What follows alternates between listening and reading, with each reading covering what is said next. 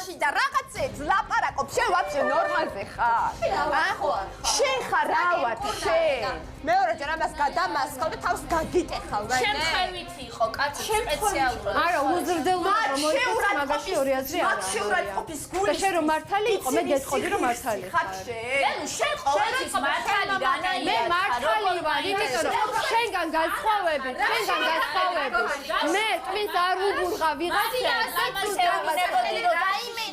ეს იცი რა ხდება, ვისაც უძურება, ვისაც ვიც სჭირდება, იმას უძურება. ეხლა ესე სჭირდება და ამას უძამოდა.